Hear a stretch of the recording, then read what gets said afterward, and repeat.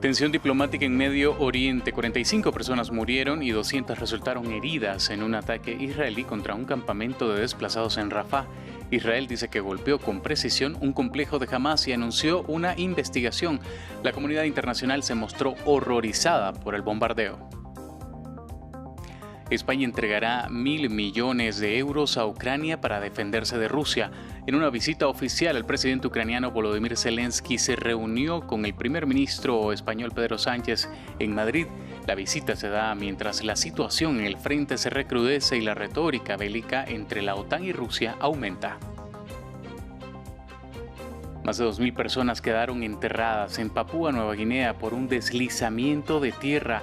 Las complejidades del terreno y las disputas tribales en áreas circundantes retrasan la llegada de las primeras ayudas. Hasta 3 días después del deslizamiento, las autoridades confirman más de 600 muertos. Es una nueva edición de noticias aquí en France 24 en español. Les saluda Jorge Hurtado. Según el Ministerio de Salud palestino, en Gaza, el número de muertos por los ataques aéreos de Israel contra un campamento de desplazados en Rafah aumentó a 45, incluidos más de 200 heridos. Israel dice que golpeó con precisión un complejo de Hamas.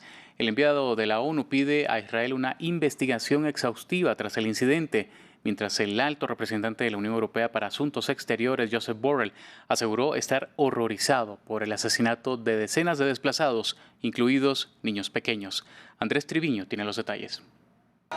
Una madrugada de terror en una zona de refugiados en Gaza. Sin previo aviso, una serie de bombardeos israelíes fue dirigida sobre Rafah, específicamente a un área designada a cientos de palestinos que se refugiaron ahí escapando de los ataques en el resto del enclave. La ocupación nos dijo que esta zona es segura y que podíamos quedarnos aquí. Instalamos nuestras tiendas de campaña y nos quedamos, pero no hay un lugar seguro aquí en la franja de Gaza. El lugar donde nos quedamos fue atacado. Mataron a nuestros niños, quemaron a nuestras mujeres y ancianos dentro de la llamada zona segura. Esta es la 7ª vez que somos desplazados en Gaza y podría ser la 8ª, después de la masacre que cometieron contra mi familia en Rafah. En las imágenes se observa el humo producido después de un gran incendio que afectó las carpas provisionales donde se refugiaban los desplazados. El Comité Internacional de la Cruz Roja dijo que su hospital de campaña en Rafah aumentó la afluencia de pacientes y que no tiene la capacidad para brindarles atención.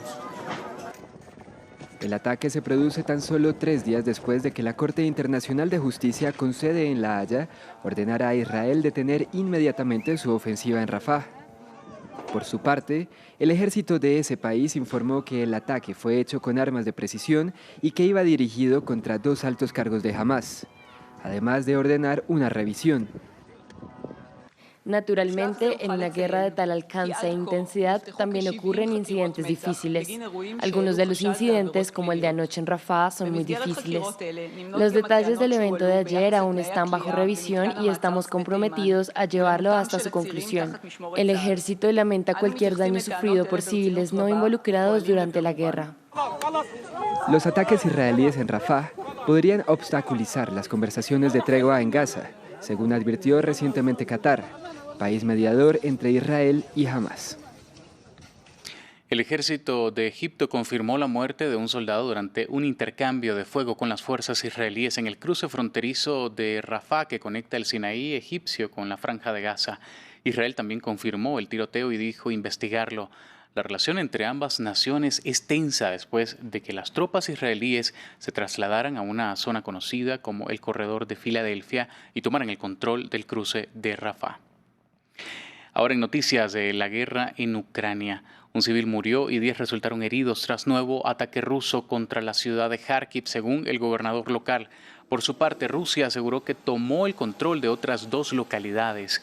Esto mientras el presidente Volodymyr Zelensky está en España, donde fue recibido por el rey Felipe VI y se reunió con el presidente del gobierno Pedro Sánchez durante un encuentro en que España se comprometió a dar apoyo militar a Kiev por 1.000 millones de euros. Todos los detalles sí los tiene desde Madrid nuestra corresponsal Marina Colorado.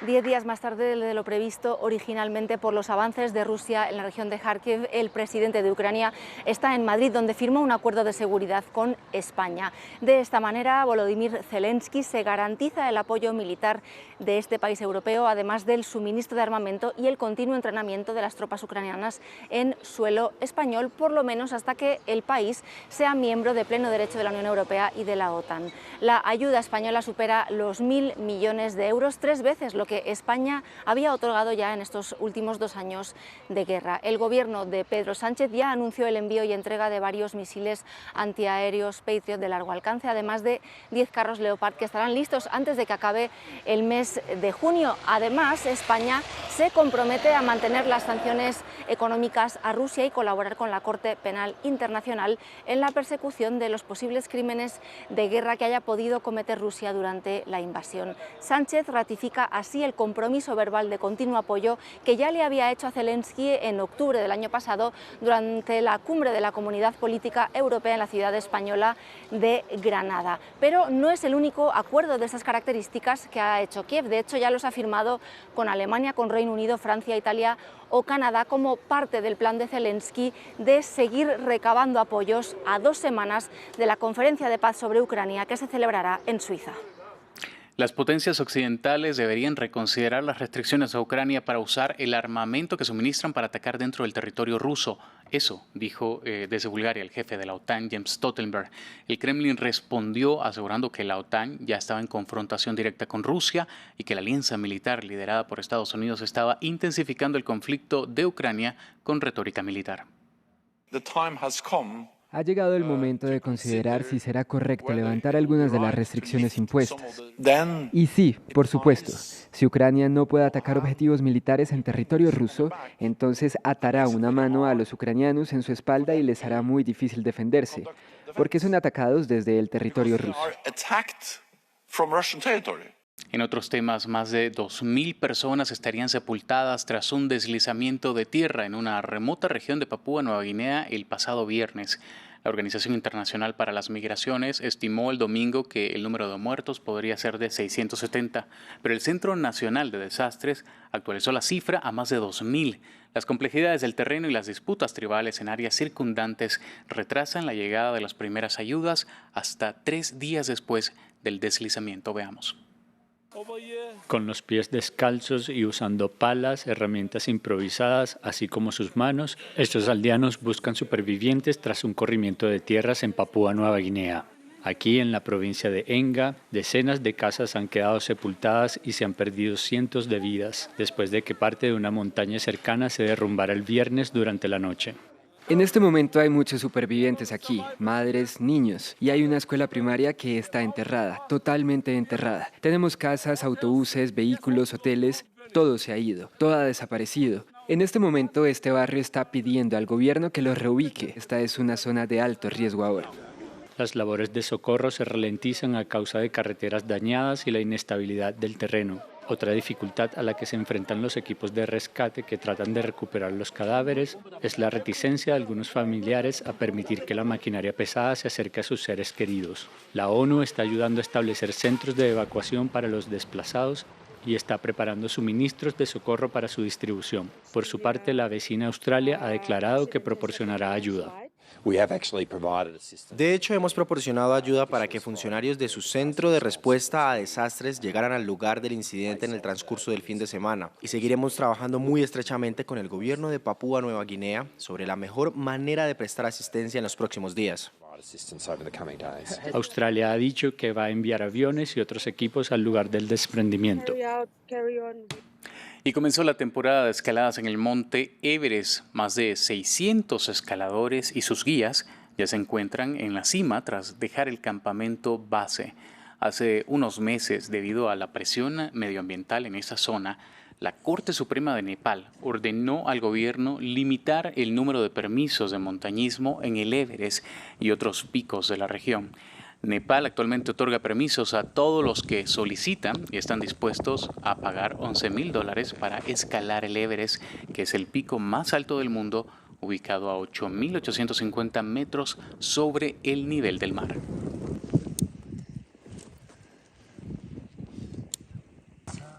Y de esta forma llegamos al final de esta edición. Nos vemos en la próxima.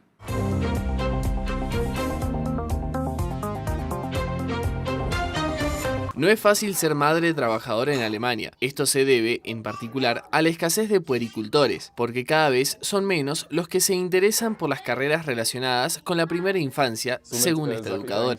Siempre le advierto a la gente que quiere formarse como educador. No ganas mucho y en realidad casi que estás haciendo un trabajo caritativo, porque hacemos un trabajo que no está bien pagado. En 2023, todo el sector se vio sacudido por huelgas históricas. Los empleados del sector de la primera infancia han conseguido por fin importantes aumentos salariales.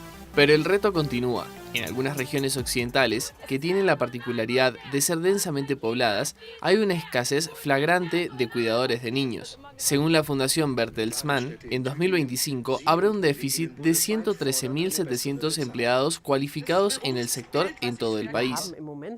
Actualmente tenemos en Alemania unos 11.000 aprendices formándose en esta profesión, pero obviamente necesitamos muchos más y sobre todo necesitamos conservarlos, porque muchos de ellos abandonan la primera infancia para ir a trabajar a las escuelas o a otros lugares donde es menos estresante. Para compensar esta falta de cuidados, cada vez más empresas abren guarderías y jardines infantiles en sus propios locales, y aparecen nuevos modelos de negocio en el mercado. Este espacio de coworking de Berlín abrió sus puertas en 2016. Aquí tenemos 3 salas, una de las cuales es completamente silenciosa, mientras que las otras se pueden utilizar para chatear. De modo que los que quieran también pueden participar en videoconferencias, mientras que los demás tienen que escribir o leer.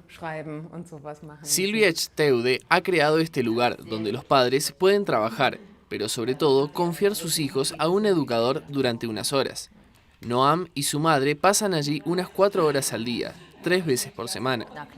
Para mí es mucho más fácil, puedo trabajar tranquila mientras cuidan al pequeño y sobre todo no tengo que esperar a la tarde o a la noche cuando se acuesta para trabajar.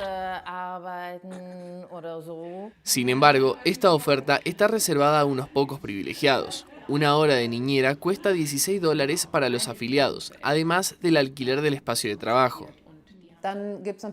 Recibimos muchas solicitudes de padres que vienen del extranjero y que sin duda están acostumbrados a una oferta de guarderías diferentes en su propio país. Algunas personas llegan aquí y quieren empezar a trabajar muy rápidamente, pero se dan cuenta que no pueden porque no encuentran cupo en una guardería. Para ellos somos su única salvación. Mientras que el 98% de los padres trabajan tiempo completo, solo el 70% de las madres alemanas vuelven a trabajar tras el nacimiento de sus hijos, y la mayoría de ellas trabajan medio tiempo. Según este experto, la carrera ha sido una montaña rusa que ha perpetuado un modelo tradicional, entre otras cosas, por las dificultades de retener al personal. Cuando llega un bebé nos encontramos con que incluso las parejas que habían acordado un modelo igualitario, en el que el padre quería implicarse igualmente en el cuidado del pequeño y la madre quería volver a trabajar a tiempo completo lo antes posible, a menudo vuelven a un modelo tradicional en el reparto de tareas ante las limitaciones diarias de los padres en Alemania. Hay un deseo de igualdad, pero la realidad es tradicional. Esta realidad está privando al mercado laboral alemán de un potencial muy necesario. Si la oferta de cuidados se ajustara a la demanda, más de 800.000 madres con hijos pequeños podrían volver a trabajar.